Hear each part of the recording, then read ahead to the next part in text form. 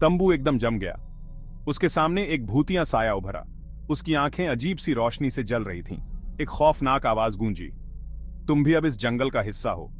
आत्मा जितनी जल्दी दिखाई दी थी उतनी ही जल्दी गायब हो गई। तंबू का दिल जोर से धड़क रहा था।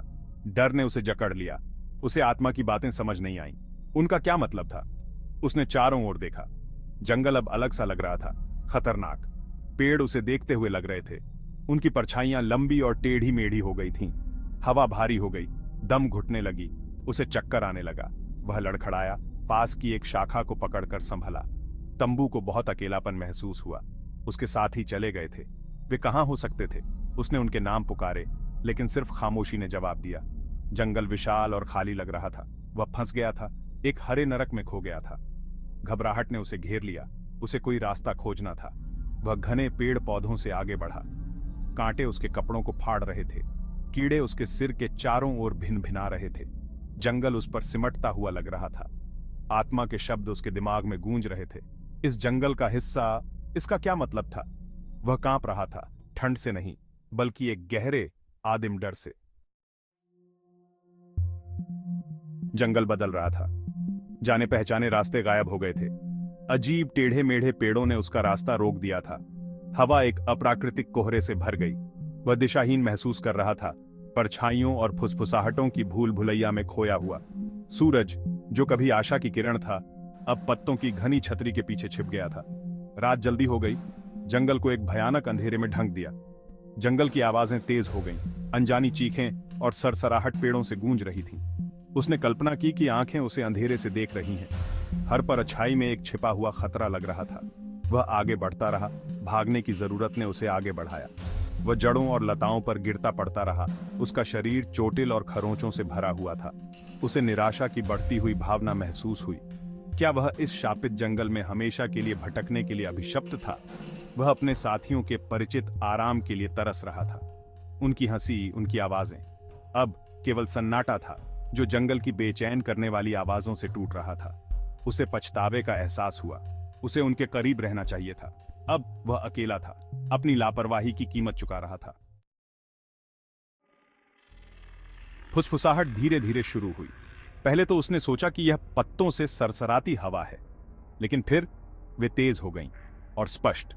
वे हर जगह से और कहीं से भी नहीं आ रही थीं।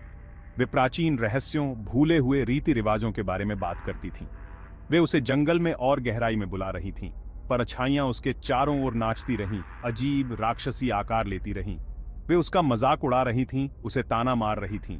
उसे बेचैनी की बढ़ती हुई भावना महसूस हुई। जंगल जीवित था और वह उसके साथ खेल रहा था। वह उसकी परीक्षा ले रहा था। उसने फुसफुसाहट, परछाइयों को अनदेखा करने की कोशिश की। उसने एक पैर के आगे दूसरा पैर रखने पर ध्यान केंद्रित किया। उसे चलते रहना था। उसे कोई रास्ता खोजना था, लेकिन जंगल उसे फंसाए रखने पर तुला हुआ था। फुसफुसाहट तेज हो गई और जिद करती गई। वे जंगल के भीतर छिपी एक महान शक्ति के बारे में बात करती थी। एक शक्ति जो उसकी हो सकती है, अगर वह उसे हासिल करने के लिए पर्याप्त बहादुर हो। वह झिझका। क्या यह एक जाल था या यह एक वास्तविक अवसर था? वह लड़खड़ाते हुए एक समाशोधन पर पहुंचा। बीच में एक पुराने पत्थर के चबूतरे पर एक किताब रखी थी। यह प्राचीन चमड़े से बंधी हुई थी। इसके पन्ने अजीब प्रतीकों से भरे हुए थे। उसने हाथ बढ़ाया और आवरण को छुआ। ऊर्जा का एक झटका उसके माध्यम से बह निकला। उसने सावधानी से किताब खोली। पन्ने उम्र के साथ भंगुर हो गए थे। प्रतीक हल्के से चमक रहे थे। वह उनका अर्थ नहीं समझ सका, लेकिन वह उनके प्रति आकर्षित महसूस कर रहा था। वे एक खोई हुई सभ्यता, जंगल के भीतर गहरे एक छिपे हुए शहर के बारे में बात करते थे। उसने महसूस किया कि इस किताब में जंगल से बचने की कुंजी थी। ये एक गुप्त रास्ते के बारे में बताती थी, खोए हुए शहर तक पहुंचने का एक रास्ता। उसे आशा का संचार हुआ। यही उसका मौका था। उसने ध्यान से किताब को अपने बैग में रख लिया। वह जानता था कि उसे यह खोया हुआ शहर ढूंढना है। यही उसकी भागने की एकमात्र आशा थी। उसने समाशोधन के चारों ओर देखा। उसकी आंखों में एक नया दृढ़ संकल्प था। जंगल ने उसे एक सुराग दिया था, आगे बढ़ने का रास्ता। भाग 5, माया और परीक्षा। पेड़ों से एक आकृति निकली। एक महिला एक अलौकिक चमक बिखेर रही थी। उसने अपना परिचय माया के रूप में दिया। उसने जंगल को एक परीक्षा के रूप में बताया, चरित्र की परीक्षा। उसने कहा कि तंबू को चुना गया है। उसने बताया कि आगे 3 रास्ते हैं। हर रास्ता एक अलग भाग्य की ओर ले जाता है। केवल एक रास्ता आजादी की ओर ले जाता है, अन्य 2 बर्बादी की ओर ले जाते हैं। तंबू ध्यान से सुन रहा था। उसका दिल तेजी से धड़क रहा था। उसे समझदारी से चुनना था। माया ने उसे चेतावनी दी कि जंगल उसे धोखा देने की कोशिश करेगा। ये उसे झूठे वादों से लुभाएगा। उसे अपनी प्रवृत्ति पर भरोसा करना था। उसे अपने दिल की सुननी थी। उसने उसकी ओर देखा। उसकी आंखों में जवाब ढूंढ रहा था। वह धीरे से मुस्कुराई। चुनाव तुम्हारा है तंबू, उसने कहा। समझदारी से चुनो। और इसके साथ ही वह गायब हो गई। तंबू को एक बार फिर अकेला छोड़कर उसने जिम्मेदारी का बोझ अपने ऊपर महसूस किया। उसका भाग्य उसके हाथों में था। भाग 6, चौराहा। वह रास्ते में एक मोड़ पर पहुंचा। उसके सामने 3 रास्ते फैले हुए थे। हर एक घने पेड़ पौधों में गायब हो रहा था। उसे माया के शब्द याद आए। केवल एक रास्ता आजादी की ओर ले जाता है। वह कौन सा था? पहला रास्ता आसान लग रहा था, अच्छी तरह से तय किया हुआ। लेकिन कुछ गलत लग रहा था। यह बहुत आसान लग रहा था, बहुत स्पष्ट। उसने इसे खारिज कर दिया। जंगल अपने धोखे के लिए जाना जाता था। दूसरा रास्ता कांटों और लताओं से भरा हुआ था। यह खतरनाक लग रहा था, जोखिम भरा। लेकिन शायद यही बात थी। शायद असली रास्ता वह था जिसके लिए सबसे ज्यादा मेहनत की जरूरत थी। तीसरा रास्ता कोहरे में डूबा हुआ था। इसका गंतव्य छिपा हुआ था। यह तीनों में सबसे रहस्यमय था। वह इसके प्रति आकर्षित महसूस कर रहा था, इसके अज्ञात खतरों से उत्सुक। उसने गहरी सांस ली और अपना फैसला किया। भाग 7, मंदिर का रास्ता। उसने तीसरा रास्ता चुना, कोहरे में डूबा हुआ रास्ता। उसने अपनी प्रवृत्ति पर भरोसा किया। उसे लगा कि यही सही रास्ता है। कोहरा उसके चारों ओर घूम रहा था, उसकी दृष्टि को धुंधला कर रहा था। वह सावधानी से चला, आगे बढ़ने का रास्ता तलाश रहा था। रास्ता उसे ऊपर की ओर ले गया, प्राचीन पेड़ों से होकर गुजरता हुआ। वह कुछ प्राचीन, कुछ शक्तिशाली की उपस्थिति को महसूस कर सकता था। वह जानता था कि वह अपने गंतव्य के करीब पहुंच रहा है। हवा प्रत्याशा से चटक रही थी। वह कोहरे से निकला और खुद को एक शानदार मंदिर के सामने खड़ा पाया। यह पत्थर से तराशा गया था। इसकी दीवारें जटिल नक्काशी से ढकी हुई थीं। उसने विस्मय का अनुभव किया। यही वह जगह थी जिसके बारे में किताब में बताया गया था। वह अंदर गया। हवा ठंडी और स्थिर थी। प्रकाश की एक किरण अंधेरे से छेदती हुई कक्ष के केंद्र में एक चबूतरे को रोशन कर रही थी। उस पर एक स्क्रॉल रखा था जो एक सुनहरे रिबन से बंधा हुआ था। वह जानता था कि उसे वह मिल गया है जिसकी उसे तलाश थी। भाग 8, जीवित दीवारें। उसने स्क्रॉल के लिए पहुंचा।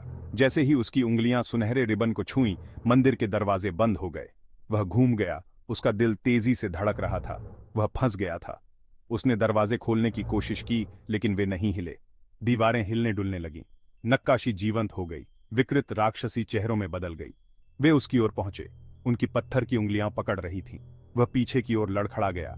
उसकी आंखें दहशत से फैली हुई थीं। उसने महसूस किया कि मंदिर जीवित था, एक जीवित इकाई। यह स्क्रॉल की रक्षा कर रहा था, उसके रहस्यों की रक्षा कर रहा था। वह एक घुसपैठिया था और यह उसे भागने नहीं दे रहा था।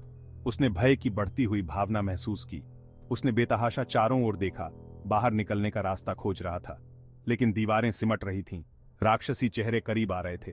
उसने महसूस किया कि एक ठंडा हाथ उसकी बांह पकड़ रहा है। वह चिल्लाया। उसकी आवाज कक्ष में गूंज रही थी। भाग 9, अंधेरे में एक चीख। उसने एक चीख सुनी, एक महिला की चीख, दर्द और दहशत से भरी हुई। ऐसा लग रहा था कि यह दीवारों के पीछे से, मंदिर के भीतर से आ रही है। वह जम गया। उसका खून ठंडा हो गया। वह कौन थी? उसके साथ क्या हो रहा था? उसने ध्यान से सुना। हिलती हुई दीवारों की आवाजों के ऊपर सुनने के लिए दबाव डाला। चीख फिर आई, इस बार करीब। उसने एड्रेनालाइन का संचार महसूस किया। उसे उसकी मदद करनी थी। उसे ढूंढना था। उसने दीवारों को खोजना शुरू कर दिया, एक छिपे हुए रास्ते, एक गुप्त दरवाजे की तलाश में। उसने पत्थर के खिलाफ धक्का दिया, एक कमजोर जगह खोजने की उम्मीद में। उसे उस तक पहुंचने का रास्ता खोजना था।